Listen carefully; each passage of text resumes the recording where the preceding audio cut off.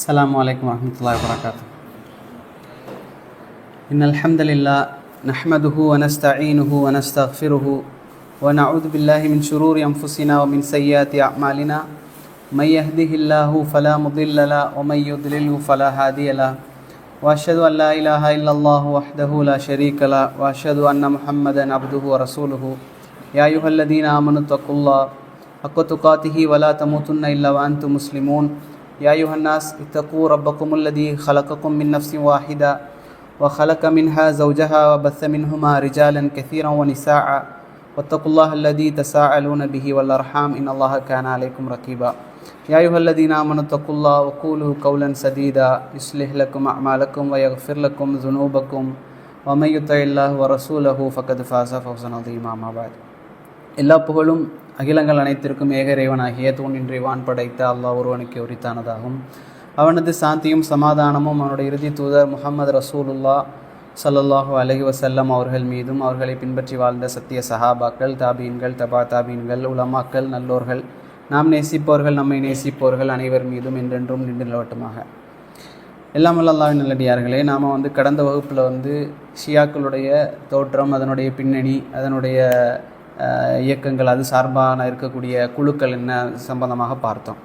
அதற்கு முன்பாக இந்த ஷியாக்கள் தோன்றிய காலகட்டத்தை நாங்கள் பார்க்கக்கூடிய நேரத்தில் ஹிஜ்ரி 36, 37 தான் இது ஆரம்பிக்குது. உஸ்மான் ரதியாவுடைய கொலையோடு அவர்கள் கிளற அப்படியே உருவாக ஆரம்பிக்கிறாங்க. அப்துல்லா இப்னு சபா போன்ற அந்த யூதர்கள் மூலியமாக இவர்கள் உருவாக ஆரம்பிக்கிறாங்க. அப்போ இதில் முதலாவதாக நாங்கள் இதில் சஹாபாக்களுக்கு மத்தியில் நடந்த முதல் யுத்தம், சஹாபாக்களுக்கு மத்தியில் நடந்த முதல் பிரச்சனை அல்லது முதல் சண்டை என்று சொல்லக்கூடிய ஜமல் யுத்தம் என்பது சம்பந்தமாக பார்ப்போம். அப்போ இந்த ஜமல் யுத்தத்தை ரசூல் ஸல்லல்லாஹு அலைஹி வஸல்லம் அவர்கள் முன்னாலே அறிவிப்பு செஞ்சாங்களா, இல்லை அவர்கள் அறிவிப்பு செய்யலையா அப்படின்னு கேட்டால் ரசூல் ஸல்லல்லாஹு அலைஹி வஸல்லம் அவர்கள் அறிவிப்பு செஞ்சாங்க. எந்த அளவுக்கு சொன்னால், ரசூல் ஸல்லல்லாஹு அலைஹி வஸல்லம் ஒரு நாள் சஹாபாக்களோட போகக்கூடிய நேரத்தில் சொல்கிறாங்க, ஒரு வீடு, ஒரு குடிசை வீடு, அதில் ஓட்டையாக இருக்குது. இது நம்ம மறுமை நாளுடைய முன்னறிப்புகளில் கூட சொன்னோம். ரசூலுல்லாஹ் சொன்னாங்க, இந்த ஓட்ட வழியாக மழை துளி எப்படி இந்த வீட்டுக்குள்ளே வருமோ அதே போல் இந்த உம்மத்துக்கு மேலே ஃபித்னாக்கள் கொட்டுவதை நான் பார்க்குறேன் அப்படின்னு சொன்னாங்க. அந்த ஃபித்னாக்கள்னால் என்னென்னா, ஃபித்னா 2 வகை. ஒன்று நமக்கு தனிப்பட்ட முறையில் வரக்கூடிய சோதனை, இன்னொன்று முஸ்லீம் உம்மத்துக்கு வரக்கூடிய ஒரு சோதனை. இப்போ ரசூல் ஸல்லல்லாஹு அலைஹி வஸல்லம் சொன்னது இந்த ஃபித்னாவை தான். அப்போது இது சம்பந்தமாக நிறைய சஹாபாக்கள் இந்த ஃபித்னாவை விட்டு ஒதுங்கணும்னு நினச்சாங்க. சரிங்களா? அப்போ இந்த முதல் ஃபித்னா என்பது சஹாபாக்களுக்கு மத்தியில் நடக்குது. 2 சஹாபா கூட்டத்துக்கு மத்தியில் நடக்குது. 36 ஹிஜ்ரி 36 இந்த ஜமல் யுத்தம் அப்படிங்கிறது நடக்குது. இதனுடைய பேர் ஜமல். ஜமல் சொன்னால் நமக்கு தெரியும், கேமல், ஒட்டகம். இது ஏன் இந்த பேர் வந்துச்சு அப்படின்னு சொன்னால், ஆயிஷா ரதியல்லாஹு அன்ஹா இந்த ஒட்டகத்திலிருந்து தான் அந்த போருக்காக கிளம்புனாங்க. அப்போது அந்த அடிப்படையாக வச்சு இந்த ஜமல் யுத்தம் அப்படிங்கிற பேர் இந்த யுத்தத்துக்கு வருது. அப்போ இந்த யுத்தத்தில் நிறைய சஹாபாக்கள், அலி ரலியல்லாஹு அவர்கள், ஆயிஷா ரலியல்லாஹு அன்ஹா, தல்ஹா, ஜுபைர், இப்படி பெரும்பான்மையான சஹாபாக்கள் இதில் கலந்து கொண்டாங்க.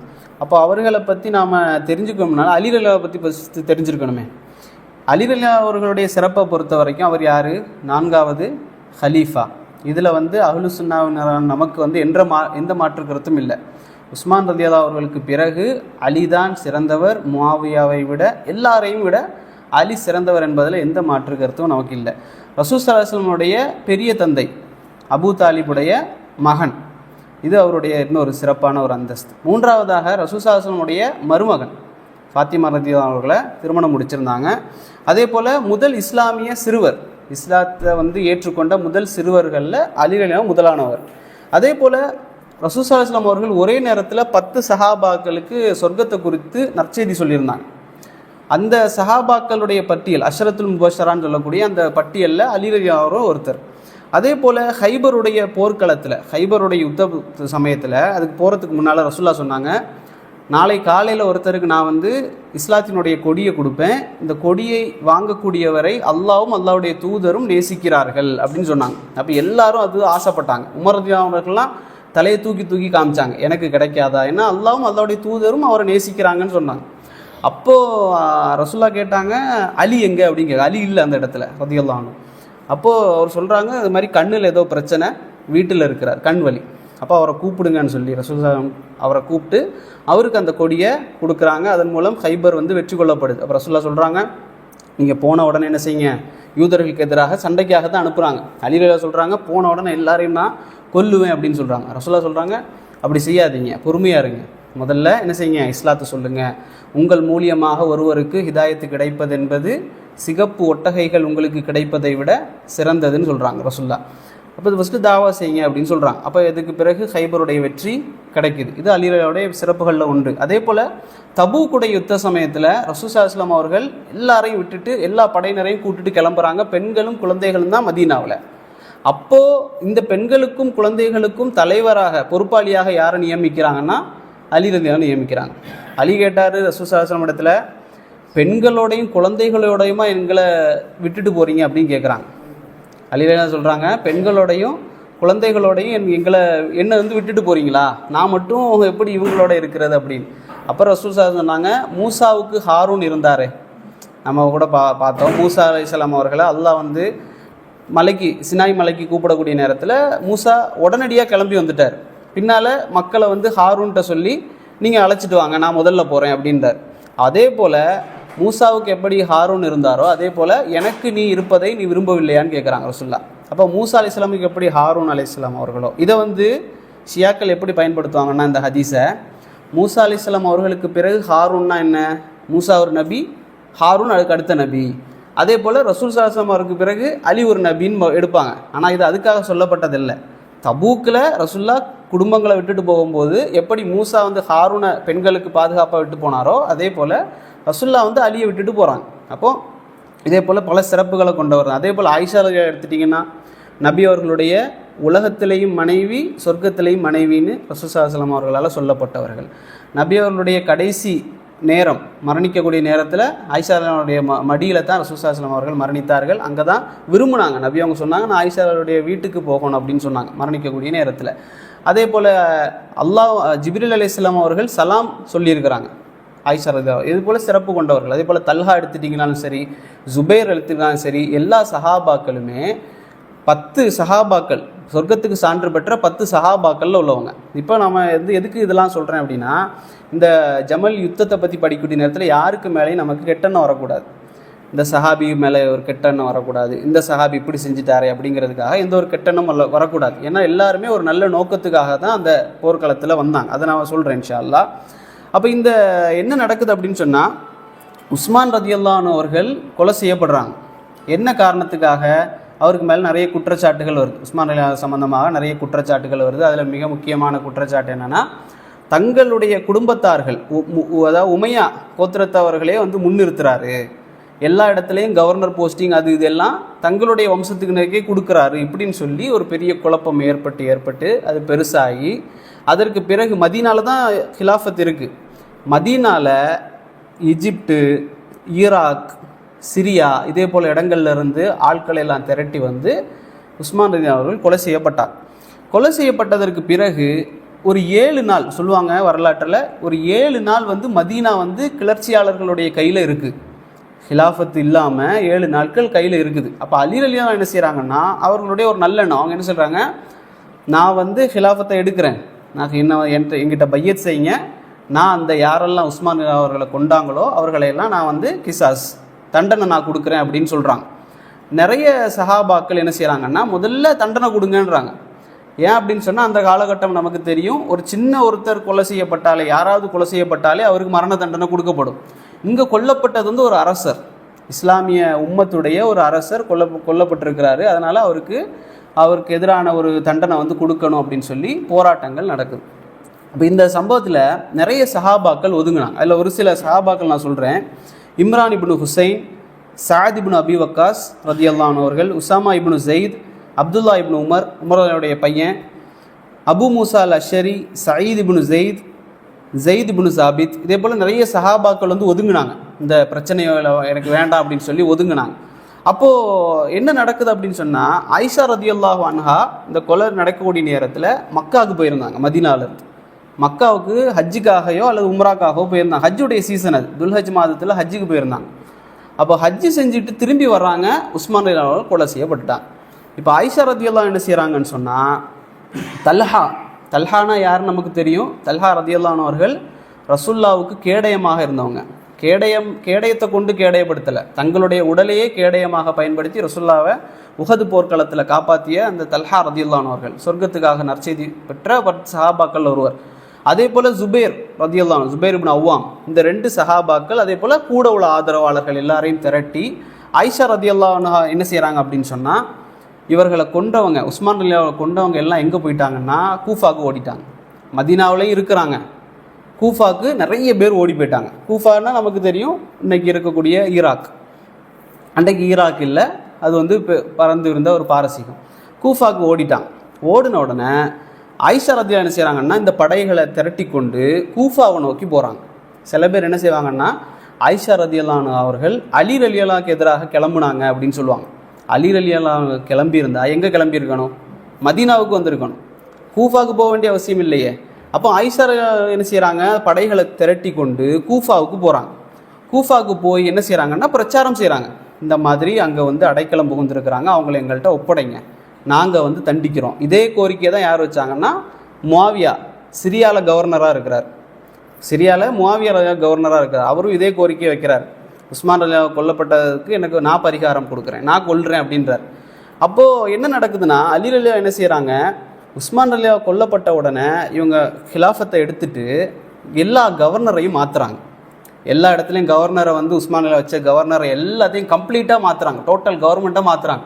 இது வந்து தப்பா அப்படின்னா தப்பு இல்லை. எதுக்கு அப்படி செஞ்சாங்கன்னா, பிரச்சனையே எதுக்கு தான், உஸ்மான் ரலியல்லாஹு அவர்கள் குடும்பத்தை வந்து கவர்னர் ஆக்கி வச்சிருக்கிறாங்க அப்படிங்கிறதுக்காக தான் ஒரு குற்றச்சாட்டு வந்து குழப்பம் ஏற்பட்டுருக்கு. அப்போ அலி ரலியல்லாஹு அவர்கள் ஒரு டைம் எடுத்துக்கிட்டாங்க, எனக்கு ஒரு டைம் கொடுங்க அப்படின்னு கேட்டாங்க. ஆனால் இதை வந்து முஆவியா ரலியல்லாஹு அவர்களோ ஆயிஷா ரலியல்லாஹு புரிஞ்சு கொள்ளலை. அப்போ ஆயிஷா ரலியல்லாஹு அவர்கள் செஞ்சதும் தப்பு கிடையாது, ஒரு ஆட்சிக்கு எதிராக கிளம்பல அவங்க. அப்போ ஆயிஷா ரலியல்லாஹு அவர்கள் கிளம்பி போகக்கூடிய நேரத்தில் என்ன நடக்குது அப்படின்னு சொன்னால், கிளம்பி போகிறாங்க பஸ்ராவுக்கு வெளியில் தான் அந்த யுத்தம் நடக்குது. பஸ்ராவுக்கு போகக்கூடிய நேரத்தில் உஸ்மான் ரலியல்லாஹு அவர்கள், உஸ்மான் இப்னு ஹுனைஃப் அப்படிங்கிறவர் அங்கே கவர்னராக இருக்கிறார். பஸ்ராவில் உஸ்மான் இப்னு ஹுனைஃப் கவர்னராக இருக்கிறார். அப்போ ஆயிஷா ரலியல்லாஹு அவர்கள் அந்த இடத்துக்கு போகக்கூடிய நேரத்தில் ஒரு ஹவ்வப் அப்படிங்கிற ஒரு இடத்த அடைகிறாங்க. ஹவ்வப் அப்படிங்கிற இடத்த அடைஞ்ச உடனே நாய்கள் வந்து என்ன செய்து குலைக்குது. நாய்கள் எல்லாம் சேர்ந்து குலைக்கக்கூடிய சத்தம் வந்து ஆயிஷா ரலியல்லாஹு அவர்களுக்கு கேட்குது. உடனே ஆயிஷா கேட்டாங்க, இது எந்த இடம் அப்படின்னு கேட்டாங்க. அப்போது சஹாபாக்கள் சொன்னாங்க, இது வந்து ஹவ்வப் அப்படின்னு சொன்னாங்க. உடனே ஆயிஷா என்ன செஞ்சாங்க, நான் போகிறேன் அப்படின்னாங்க, நான் திரும்புகிறேன் அப்படின்னாங்க. நான் வந்து வரலை, நான் வீட்டுக்கு போகிறேன், நான் திரும்புகிறேன், என்னை விடுங்க அப்படின்றாங்க. அப்போ கேட்குறாங்க, எதனால் நீங்கள் திரும்புகிறீங்க அப்படின்னு. அப்போ ஆயிஷா ரலியல்லாஹு சொல்கிறாங்க, நானும் என்னுடைய மனைவிமார்களும், ரசூலுல்லாவோட நாங்கள் மனைவிமார்கள் எல்லாரும் உட்கார்ந்து இருக்கக்கூடிய நேரத்தில் ரசூல் ஸல்லல்லாஹு அலைஹி வஸல்லம் அவர்கள் எங்களை பார்த்து சொன்னாங்க, உங்களில் யாரோ ஒருத்தி ஹவ்வப் அப்படிங்கிற இடத்தை அடையக்கூடிய நேரத்தில் நாய்கள் உங்களை பார்த்து குலைக்கும், அந்த நிலையில் நீங்கள் வந்து மோசமானவர்களாக இருப்பீங்க, அதாவது உங்களை சூழ இருக்கக்கூடியவங்க கொலை செய்யப்படுவாங்க அப்படின்னு சொல்லி ஆயிஷா ரலியல்லாஹு சொல்கிறாங்க. ரசூலுல்லாஹ் சொல்ல நான் கேட்டிருக்கிறேன், நான் வந்து திரும்புகிறேன் அப்படின்றாங்க. உடனே சஹாபாக்கள் என்ன செய்கிறாங்க, உம்முல் முஃமினீன், உங்கள் தாய்கள், அதாவது முஃமின்களுடைய தாய், நீங்கள் வாங்க, நீங்கள் வந்தால் தான் இந்த பிரச்சனை சரியாகும், இல்லைனா இந்த பிரச்சனை பெருசாகிட்டே போகும்னு சொன்னோன்னா ஆயிஷா ஒத்துக்கிறாங்க. சரி நான் வாரேன் அப்படின்னு சொல்லிட்டு ஆயிஷா பஸ்ராவுக்கு போகிறாங்க. பஸ்ராவுக்கு போகக்கூடிய நேரத்தில் அங்கே ஒரு கூட்டம் வந்து போருக்காகவே வருது. ஜபலா அப்படின்னு சொல்லக்கூடியவன் யார் அப்படின்னு சொன்னால், உஸ்மான் ரலியல்லாஹுடைய கொலையோடு சம்மந்தப்பட்டவன். இவன் ஜபலான்னு சொல்லக்கூடியவன் அங்கே ஓடி ஒளிஞ்சிருந்தான் அவனோட கூட்டத்தோட. அப்போ இந்த ஜபலான்னு சொல்லக்கூடியவனும் அவனுடைய கூட்டமும் சேர்ந்து ஆயிஷா எதிராக சண்டை போடுறாங்க. இதில் ஆயிஷாவுடைய படை வந்து வெற்றி பெறுது. வெற்றி பெற்ற உடனே அங்கே கவர்னராக இருந்தவர் யாருன்னா உஸ்மான் இப்னு ஹுனைஃப். இவர் என்ன செய்கிறாரு, அங்கேருந்து போயிட்டார், நான் கவர்னராக இருக்கலைன்னு சொல்லிட்டு கிளம்புறாரு. அப்போ வந்து கைது செய்யப்பட்டு பின்னால் விடுவிக்கப்படுறார். விடுவிக்கப்பட்ட உடனே உஸ்மான் இப்னு ஹுனைஃப் சொல்கிறாரு ஆயிஷா இடத்துல, நீங்கள் வந்து பஸ்ராவுக்குள்ளே வர வேண்டாம், அலி ரலியல்லாஹு அவர்கள் இங்கே வரட்டும், பேசி முடிவு செய்யலாம் அப்படின்றாங்க. எதற்குனா ஒரு பேச்சுவார்த்தை நடத்தட்டும். ஏன்னா அலி ரலியல்லாஹு என்ன நினச்சாங்கன்னா, இப்படி நம்ம கவர்மெண்ட்டை மீறி ஒரு படை வந்து இங்கே போய் சண்டை போடுதுன்னு அது சரியில்லை, இதை வந்து நான் செய்கிறேன், நீங்கள் எனக்கு கொஞ்சம் டைம் கொடுங்க அப்படிங்கிறதுக்காகத்தான் இந்த பிரச்சனை நடக்குது. அப்போது என்ன நடக்குதுன்னா, ஆயிஷா ரலியல்லாஹு அவர்கள் இந்த காரியத்தை செஞ்சுக்கிட்டு இருக்கும் நேரத்தில் அலி ரலியல்லாஹு என்ன செய்கிறாங்கன்னா, கூஃபாவுக்கு 2 பேரை அனுப்புகிறாங்க. யாரெல்லாம் அப்படின்னா, அம்மார் ரலியல்லாஹு அவர்களையும் தங்களுடைய பையன் ஹசன் ரதியல்லாஹு அன்ஹு 2 பேரையும் கூஃபாவுக்கு அனுப்புகிறாங்க. கூஃபா இங்கே மதீனா இங்கே இருக்குன்னு வைங்களேன், இங்கே வந்து பஸ்ரா, மேலே கூஃபா, அப்புறம் சிரியா டமஸ்கஸ் இப்படி இருக்குது. அப்போ கூஃபாவுக்கு அனுப்புகிறாங்க. கூஃபாவுக்கு அனுப்பக்கூடிய நேரத்தில் கூஃபாவில் வந்து யார் இருக்கிறாங்கன்னா அபு மசூத் அப்படிங்கிற சஹாபியும் அதே போல் அபு மூசா அல் அஷரி அப்படிங்கிற சஹாபியும் இருக்கிறாங்க. அப்போ அம்மார் ரதியல்லாஹு அன்ஹு அவர்களும் ஹசன் ரதியல்லாஹு போயாச்சு. அங்கே போய் என்ன பேசுகிறாங்க, ஆட்சியாளர்களுக்கு எதிராக கிளம்பக்கூடாது, தப்பு, அப்போ நாம் ஆயிஷா ரலியல்லாஹு தடுத்து நிறுத்தணும், இந்த காரியத்தை விட்டு தடுத்து நிறுத்தணும்னு பிரச்சாரம் செய்கிறதுக்காக போகிறாங்க அலி ரலியல்லாஹுடைய தரப்புல இருந்து. அப்போ அங்கே போன உடனே அபு மசூத் என்ன செய்கிறாரு, அங்கே இருக்கிற கவர்னர் என்ன செய்கிறாருன்னா அம்மாரை பார்க்குறாரு. பார்த்த உடனே சொல்கிறாரு, நபி ஸல்லல்லாஹு அலைஹி வஸல்லம் அவர்களோட நீங்கள் தோழமை கொண்டிருந்தீங்களே, அந்த காலத்திலிருந்து நான் உங்களை பார்த்துக்கிட்டு இருக்கிறேன். நீங்கள் இப்போ செய்யக்கூடிய இந்த காரியத்தை போல் மோசமான ஒரு செயலை நான் பார்த்ததில்லை அப்படின்றார். அவர் என்ன நினைக்கிறாருன்னா, உஸ்மான் கொல்லப்பட்டிருக்கிறாரு, நீங்கள் எதுக்கு அதுக்கு எதிராக பிரச்சாரம் செய்கிறீங்க அப்படிங்கிற மாதிரி அவர் பார்க்குறாரு. அப்போது அம்மார் ரலியல்லாஹு சொல்கிறாங்க திருப்பி, நீங்கள் 2 பேர் இருக்கிறீங்களே, அபு மசூதும் அபு மூசா அல் அஷரியும், நீங்கள் 2 பேரும் இஸ்லாத்தை ஏற்ற காலத்திலிருந்து இப்படி ஒரு விஷயத்துக்கு பின்வாங்கிறத போல் மோசமான ஒன்றை நான் பார்த்ததில்லை அப்படின்றார். அப்போ இப்படி அங்கே ஒரு கன்வர்சேஷன் போகுது. 2வது நாள், அதுக்கு அடுத்த நாள் என்ன ஆகுது அப்படின்னு சொன்னால், அம்மார் ரதியல்லாஹு அவர்களுக்கும் அபு மூசா அவர்களுக்கும் ஒரே மாதிரியான ட்ரெஸ்ஸை அணிவிச்சு ஹசன் ரதியல்லாஹு அவர்களை மெம்பரில் ஏற்றுறாங்க. மெம்பரில் ஏற்றி அம்மார் ரதியல்லாஹு அவர்கள் ஒரு குத்துபா, ஒரு சின்ன ஒரு பிரசங்கம் செய்கிறாங்க. அதில் அம்மார் ரதியல்லாஹு சொல்கிறாங்க, ஆயிஷா ரதியல்லாஹு அன்ஹா அவர்கள் பஸ்ராவுக்கு வந்துட்டாங்க, அவர்கள் வந்து விட்டார்கள். ஃபவல்லாஹி, அல்லாஹ்வின் மீது ஆணையாக, அவள்தான் நபியினுடைய இந்த உலகத்து மனைவி, அடுத்த மறுமை நாளுக்கு பிறகு வரக்கூடிய சொர்க்கத்திலையும் அவள்தான் நபிக்கு மனைவி அப்படின்னு அவங்க சொல்கிறாங்க. சொல்லிட்டு சொல்கிறாங்க, அல்லாஹ் உங்களை சோதிக்கின்றான். எப்படி சோதிக்கிறான் தெரியுமா, நீங்கள் அல்லாஹ்வுக்கு வழிபடுகிறீர்களா அல்லது ஆயிஷாவுக்கு வழிபடுகிறீர்களா என்று அல்லாஹ் சோதிக்கிறான் அப்படின்னு. அவங்க என்ன சொல்ல வராங்கன்னா, ஆயிஷா ரதியல்லாஹு அன்ஹா வராங்களே அதனால நான் உங்களுக்கு சப்போர்ட் பண்ணுவேன் அப்படின்னு யாரெல்லாம் இருக்கிறீங்களோ அவங்கெல்லாம் ஆயிஷாவுக்கு வழிபட்டுறீங்க. யார் வந்து ஆட்சிக்கு எதிராக கிளம்புறது தப்புன்னு யார் சொன்னால், அல்லாஹ் சொல்லியிருக்கிறான். அப்போ அல்லாஹ் சொன்னது தான் நம்ம கேட்கணும். அது இல்லாமல் யார் ஆட்சிக்கு எதிராக கிளம்பி வந்தாலும் சரி அது தவறு தான் அப்படின்னு சொல்லி அம்மார் ரலியல்லாஹு அவர்கள் அங்கே ஒரு உரை நிகழ்த்துறாங்க. அதே போல் உசாமா அப்படிங்கிற ஒருத்தர் இருந்தார், உசாமா இப்னு ஸெய்த் ரலியல்லாஹு அன்ஹு. அவர்கள் என்ன செய்கிறாங்கன்னா, அலி ரலியல்லாஹு இடத்துல ஒரு ஆள் அனுப்புகிறார், ஏதோ ஒரு பொருளாதாரத்தை வாங்கிட்டு வர்றதுக்கு ஆள் அனுப்புகிறார். அப்போ அவர் சொல்கிறார் அந்த மனிதர்கிட்ட, நீங்கள் அலி ரலியல்லாஹு இடத்துல போய் பொருளாதாரத்தை கேட்பீங்க, கேட்கக்கூடிய நேரத்தில் அவர் கேட்பார், நீங்கள் யார்கிட்டருந்து வந்திருக்கீங்க, நீங்கள் சொல்லுவீங்க உசாமாட்டேருந்து வந்திருக்கிறேன் அப்படின்னு. உடனே அலி உங்கள்கிட்ட கேட்பார், உசாமா ஏன் என்னோட போர்க்களத்தில் வரலை, என்னோட சண்டையிடுறதுக்கு எனக்கு சப்போர்ட்டாக ஏன் அவர் வரலைன்னு சொல்லி அவர் கேட்பார் அப்படின்னு சொல்லி அனுப்புகிறாங்க. அதே போல் இவர் அனுப்புன உடனே அலிலா அதே போல் கேட்குறாங்க, உசாமா ஏன் என்னோட கலந்து கொள்ளலை அப்படின்னு சொல்லி. உடனே அவர் சொல்கிறாரு, இவர் போன மனிதர் சொல்கிறாரு, உசாமா ஏன் உங்களோட கலந்துக்கல தெரியுமா, அவர் சொன்னார் எங்ககிட்ட, சிங்கத்தினுடைய வாயில அலியே உங்களுடைய தலை இருந்தால் நானும் என்னோட தலையையும் அதில் வைப்பதற்கு நான் விரும்பி இருப்பேன், உங்களோட நான் இருக்க தான் விரும்புவேன், ஆனால் நீங்கள் செய்யக்கூடிய இந்த காரியத்தை நான் சரி காணவில்லை அப்படின்னு சொல்கிறாங்க.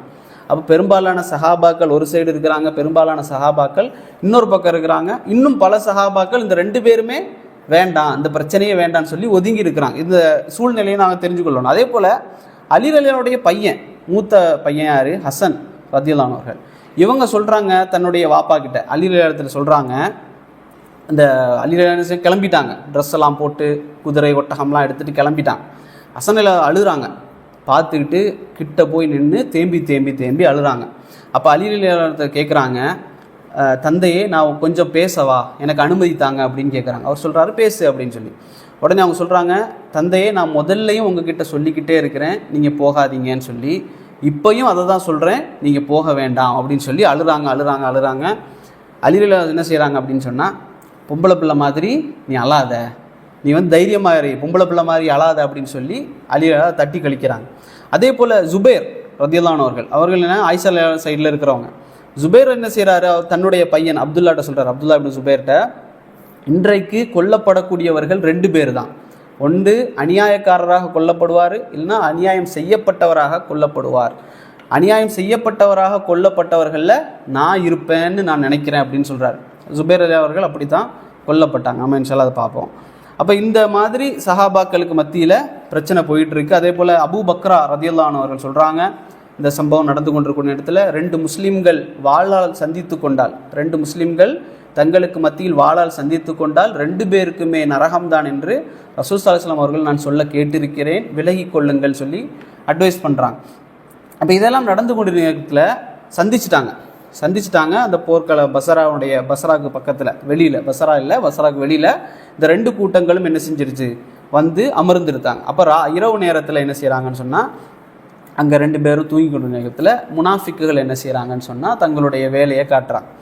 அங்கேருந்து இங்கே வந்து சில பேரை கொல்லுறாங்க. அதாவது அலி ரலியல்லாஹு சைடில் தான் இந்த ஷியாக்களுடைய கூட்டம் அங்கே தான் இருந்துச்சு. அதே போல் ஹவாரிஜிகள் இருந்தாங்க பெரும்பாலும்.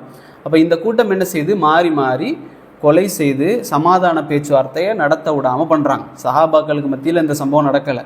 முனாஃபிக்குகளும் இந்த ஷியாக்கள் ஹவாரிஜிகள் என்ன செய்கிறாங்க, இந்த பிரச்சனைகளை எல்லாம் ஏற்படுத்துகிறாங்க. அப்போ காலை அதாவது துஹர் சமயத்தில் தான் ஆரம்பிக்குது.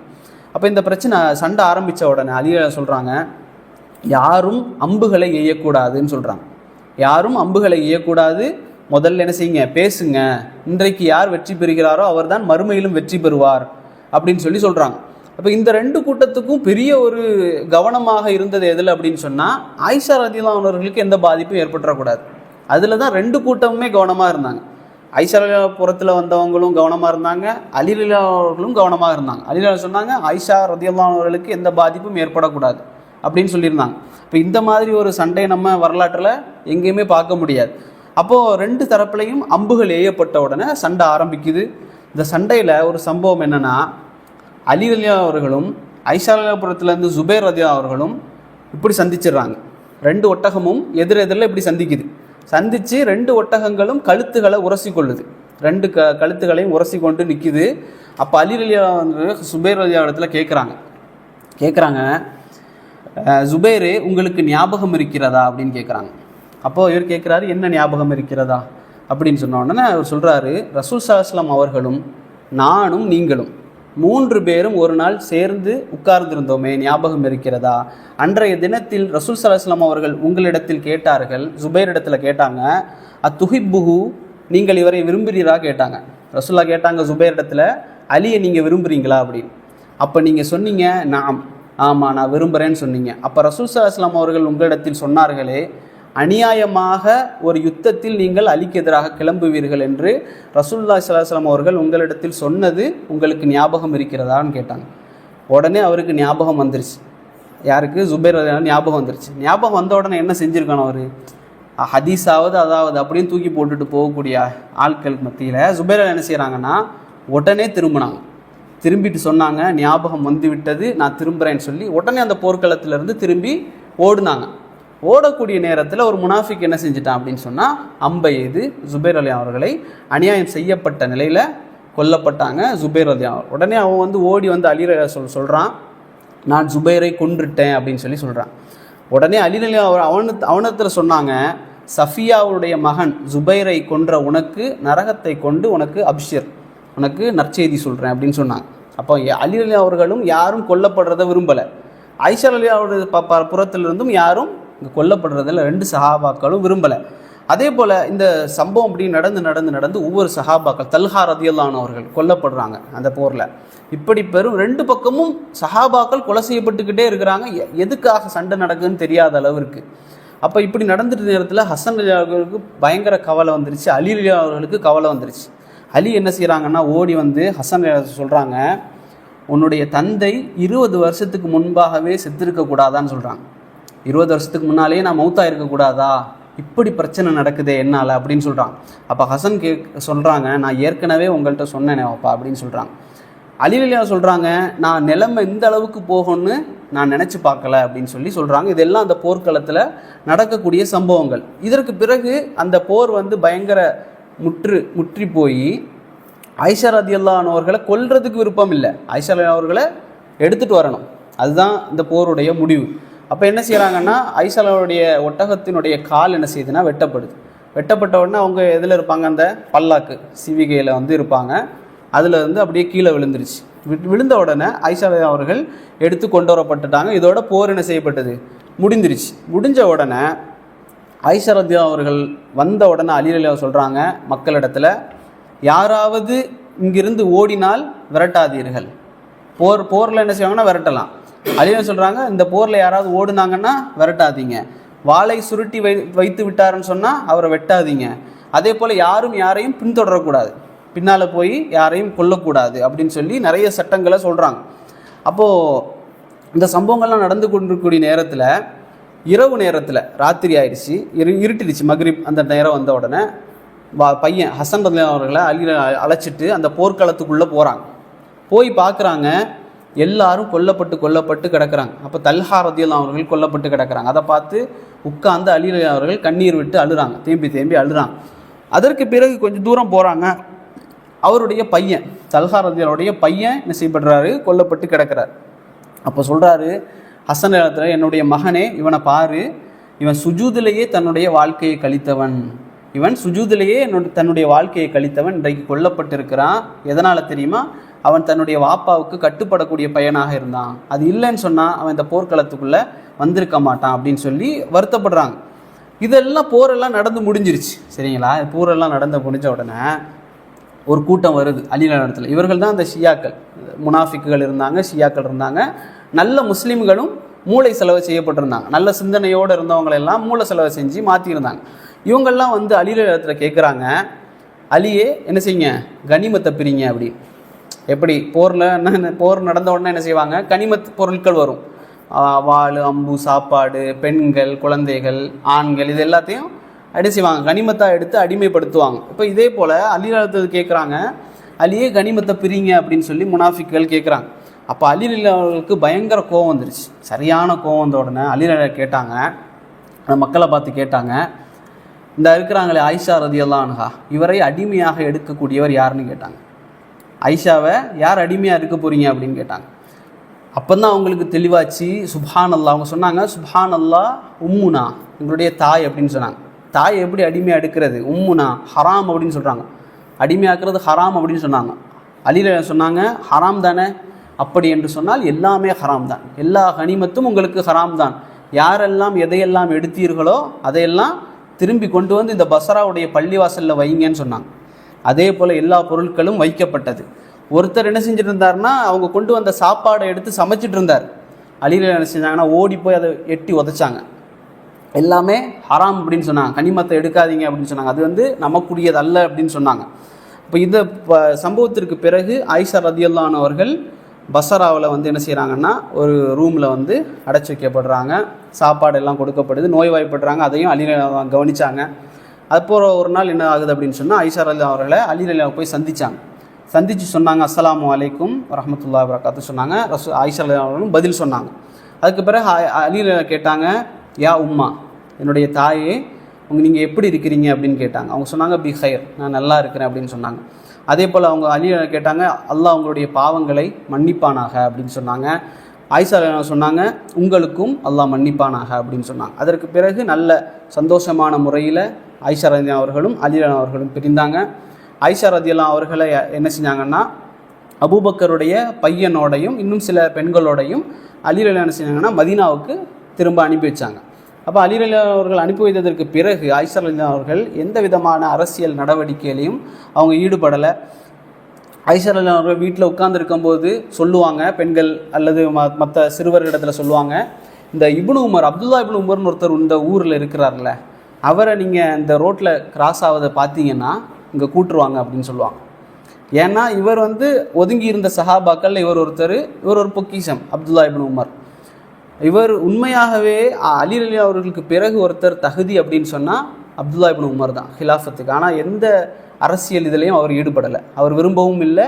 ஏன்னா வாப்பா உமர் ரலியல்லாஹுடைய வளர்ப்புப்படி அது உமர் சொல்லிகிட்டே போனாங்க, எனக்கு பிறகு என்னுடைய மகனை வந்து எந்த விதமான ஒரு ஆட்சியிலையும் நீங்கள் வச்சிடக்கூடாது, ஆனால் உங்களுக்கு உதவியாளராக அவன் இருப்பான் அப்படின்னு சொல்லி. அப்போ அப்துல்லா இப்னு உமர் ஒரு நாள் அப்படி கிராஸ் ஆகக்கூடிய நேரத்தில் அவரை கூப்பிட்டு வந்தாங்க, ஆயிஷா ரலியல்லாஹு கூப்பிடுறாங்க வாங்கன்னு சொல்லி. அப்போ வந்தார். அப்போ கேட்டாங்க, யா அப்துல் ரஹ்மான், நான் இந்த மாதிரி போனேனே, சண்டைக்கு போனேனே, நீ ஏன் என்னை தடுக்கலைன்னு கேட்டாங்க. அப்போ அவங்க என்ன அப்புறம் தான் அவங்களுக்கு புரிஞ்சுது, நம்ம போனது வந்து ஒரு தவறான ஒரு விஷயம்தான் அப்படின்னு ஆயிஷா ரலியல்லாஹு புரிந்தது. அப்போ அவர் சொல்கிறாரு, நான் வந்து சொல்ல வந்திருப்பேன், ஆனால் நீங்கள் அப்துல்லா இப்னு சுபைருடைய கருத்தை தான் நீங்கள் சரி கண்டிருந்தீங்க, அப்போது அவருடைய பேச்சுக்களை நீங்கள் கேட்டுக்கிட்டு இருந்தீங்க, அதனால் என்னுடைய பேச்சை நீங்கள் கேட்க மாட்டீங்கன்னு நினச்சி தான் நான் அவங்கக்கிட்ட அந்த அறிவுரை சொல்லலை அப்படின்னு சொல்லி அப்துல்லா இப்னு உமர் ரலியல்லாஹு அன்ஹு சொன்னாங்க. இப்போ இந்த சம்பவம் இதுதான் இந்த போர். இது தாண்டி எந்த விதமான குரோதமோ அல்லது நோக்கமோ இல்லை. சிலர் என்ன செய்வாங்க, ஆயிஷா அவர்கள் ஆட்சிக்காக இந்த ஆசைப்பட்டு தான் அந்த போரை நடத்தினாங்க, அல்லது அவர்களுக்கு வேறு நோக்கம் இருந்துச்சு அப்படிங்கிற மாதிரி நிறைய சொல்லுவாங்க. இது எல்லாமே என்னதான், பொய் தான். இதுதான் உண்மையான விஷயம். ரெண்டு பேருமே நோக்கம் என்னவாக இருந்து இந்த கூட்டத்துக்கு அப்துல்லா இப்னு ஜுபைர் இப்னு அவ்வாம், தல்ஹா, ஐஷா இவங்களுக்கு என்ன நோக்கம் இருந்துச்சு அப்படின்னு சொன்னால், உஸ்மான் ரலியா அவர்கள் கொல்லப்பட்டதற்கு பழி வாங்கணும். இதுதான் நோக்கமாக இருந்துச்சு. அலி ரலியாவுடைய நோக்கம் என்னென்னா, நான் அதை செய்கிறேன், எனக்கு கொஞ்சம் நேரம் கொடுங்க அப்படின்னு சொல்கிறது. அதுதான் அலி ரலியாவுடைய தரப்பு வாதமாக இருந்துச்சு. இதில் சத்தியத்துக்கு நெருக்கமான வாதம் அலி ரலியாவுடைய வாதம். ஏன்னு சொன்னால், அலி ரலியாவுடைய பீரியடுக்கு பிறகு யார் வந்தா? முஆவியா ரலியல்லாஹு வந்தாங்க. முஆவியாவும் இதற்கு எதிராகத்தான் சண்டை போட்டுட்டு இருந்தார். ஆனால் முஆவியா ரலியல்லாஹு வந்ததற்கு பிறகும் அந்த மக்களுக்கு தண்டனை கொடுக்க முடியலை. ஏன்னா அவ்வளோ பேர் அந்த கொலையில் ஈடுபட்டாங்க. 2000க்கும் அதிகமான பேர் உஸ்மான் ரலியல்லாஹுடைய கொலையில் ஈடுபட்டிருந்தாங்க. எந்த அளவுக்குன்னா, அலி ரலியல்லாஹு அவர்கள் உஸ்மானுடைய மனைவி இருக்கிறாங்க, நாயிலா ரலியல்லாஹு அன்ஹா. நாயிலா இடத்துல போய் கேட்டாங்க அலி ரலியல்லாஹு அவர்கள், யாரெல்லாம் உஸ்மானை கொன்னதுன்னு எனக்கு பேரை சொல்லுங்க அப்படின்னு சொல்லி. அவங்க சொன்னால் அவங்களுடைய 3 விரல் வெட்டப்பட்டிருந்துச்சு. உஸ்மான் ரலியல்லாஹு வெட்ட வரக்கூடிய நேரத்தில் தடுத்தாங்க மனைவி. அப்போ நாயிலா ரலியல்லாஹு அன்ஹாவுடைய 3 விரல் வெட்டப்பட்டுச்சு. அவங்கள்ட்ட கேட்டாங்க, பேரை கொடுங்க, அவர்களுக்கு நான் தண்டனை கொடுக்குறேன். அவங்க சொன்னாங்க, பேரெல்லாம் எனக்கு தெரியாது, ஆளை பார்த்து அடையாளம் சொல்கிறேன் அப்படின்னா. அப்போ இந்த அடையாளம் சொல்கிறத வச்சு நம்ம அந்த காலத்தில் பெண்களை கூட்டிகிட்டு போய் நிற்க வச்சு அடையாளம் சொல்கிற பழக்கம்லாம் அன்றைக்கி இல்லை. அது நடக்கவும் நடக்காது. 2000க்கும் மேற்பட்ட பெரிய குழப்பம் நடந்த அந்த நாட்கள். அப்போது அவர்களாலையும் பண்ண முடியலை, முஆவியா அவர்களுக்கும் தண்டனை கொடுக்க முடியலை. அதற்கு பிறகு தான் என்ன செஞ்சாங்க, இந்த மக்கள் ஷியாக்கள் என்ன செஞ்சாங்கன்னா, கூஃபாவில் குடியேறினாங்க. அவர்களுடைய பரவலாக்கம் அங்கே தான் இருந்துச்சு. அதுக்கு பிறகு சிஃபின் யுத்தத்துலேயும் அவர்களுடைய பங்களிப்பு அதிகமாக இருந்துச்சு. இதில் ஏதாவது சந்தேகம் இருந்தால் கேளுங்க. அதான் ஃபிக்குடைய கிளாஸுக்கு போகலாம்.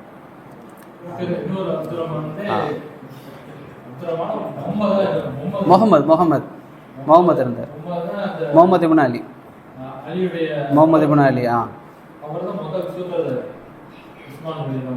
அதுபோல் அபூபக்கருடைய பையனும் இதில் ஈடுபட்டிருந்தார். அபூபக்கருடைய பையன் என்ன செய்கிறாருன்னா, தாடியை பிடிச்சார். உஸ்மான் ரலியாவுடைய தாடியை பிடிச்சி வெட்டத்துக்கு நின்னார். அப்போ உஸ்மான் ரலியா கேட்டாங்க, உன்னுடைய வாப்பா இந்த இடத்துல இருந்திருந்தா இந்த செயலை அவர் என்ன செஞ்சிருப்பார் அப்படின்னு. உடனே அவர் விட்டுட்டு போனார். ஆமாம்.